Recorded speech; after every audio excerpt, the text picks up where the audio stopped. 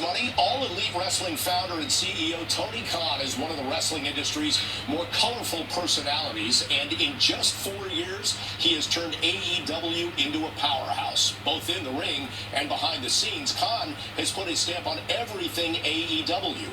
He recently sat down with Michael Ozanian and talked about the promotion's quick rise. Here's part one of their discussion. How did you come up with the blueprint for AEW? Well, there were a lot of great free agent wrestlers on the market. To be honest, I had the idea, kind of a light bulb in my head. I was at a party in Beverly Hills in early April 2018, and I saw my friend Kevin Riley, who was at the time the president of TBS and TNT, and I thought there was a great opportunity. TBS and TNT had been a home to professional wrestling television for many, many years, but at that point, it had been almost 20 years since TBS and TNT had carried pro wrestling. And Kevin, not a wrestling fan himself, but is a very, very, very knowledgeable programmer and a great person and a good friend of mine. So I said to Kevin, I think there's a great opportunity here. Are you watching the pro wrestling TV rights? And he said, yes, I am. And I told him, I think there's a great opportunity to launch a pro wrestling promotion on TBS and TNT with your help. And I really believe we could grow this business and become a top challenger company. And Kevin worked with us, and that was really how I got started. Then I was in the UK with Fulham, and I have these relationships there, and that's how we ended up on ITV. And not long after, TSN in Canada reached out to us about coming on their network, and we've just grown and grown from there. You say real challenger brand, but there's WWE and there are other wrestling promotions out there. The challenger brand is not the industry leader. A challenger brand is something that is not the industry leader, but is also not a niche brand.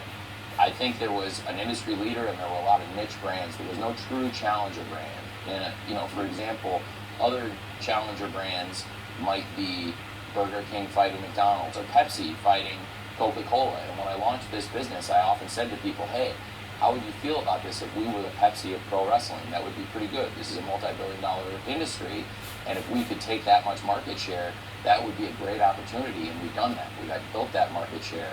Often we are the top-rated wrestling company in Canada. We are always the #1 wrestling company in the UK, and we have a great audience here in the United States every Wednesday on TBS, every Friday on TNT, and coming soon, I guess it just started here this weekend, June 17th, AEW Collision starting on TNT. How did you come up with the financing to launch such an event? It seems like a tremendous undertaking. Yeah, absolutely. It was an upfront investment of millions of dollars.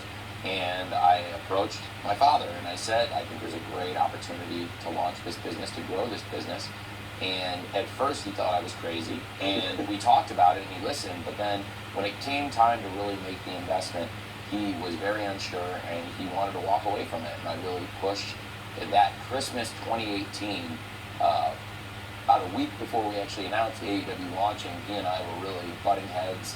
It was like a scene out of Succession at the family holiday, yelling and screaming at each other about a business deal.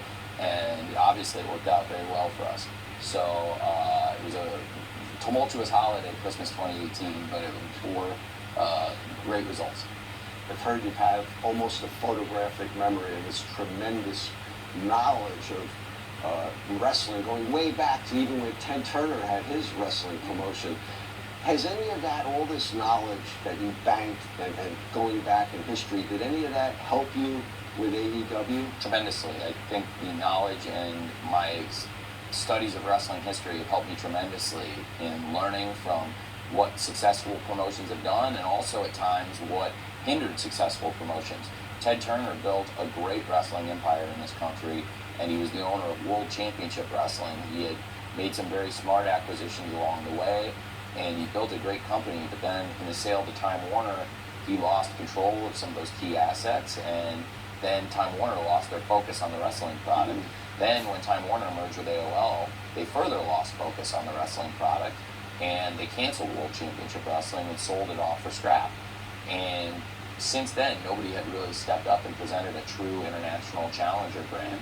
And that presented a great opportunity for AEW to step into the arena and present a true challenge in the world of professional wrestling with AEW as a global brand.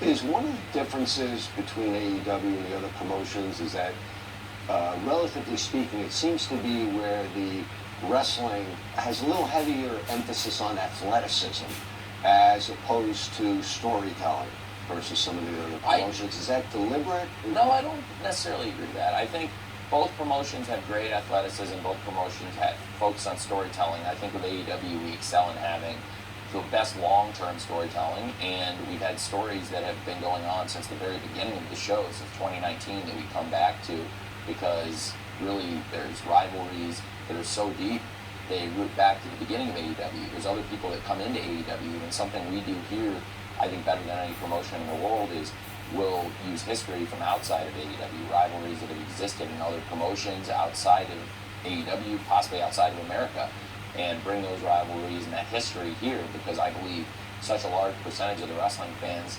follow the sport, follow it all over the world, follow the wrestlers wherever they go, and when they come to AEW, if they have a history that we can tap into, then I'd like to do that and leverage it, and also respect the fans, respect their intelligence, and respect what they know and how they come to view these wrestlers, and not try to change everything about them to fit what I want them to be. That's why when people come to AEW, I rarely change their name. Usually we keep people with the name they establish themselves with. If somebody went to Japan and built a reputation, they come here, I think it's good. The fans now will be able to look on social media and say, wow, they had a lot of great matches in Japan, and look them up, and it won't be confusing because it's some name that we just made up out of thin air. It's such a huge investment.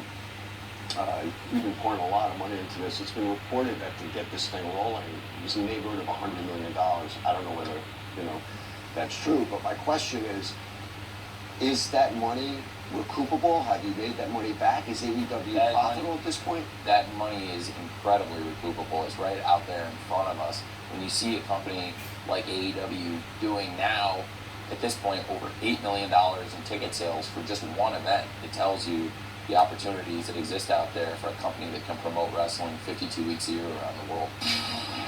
We just heard about the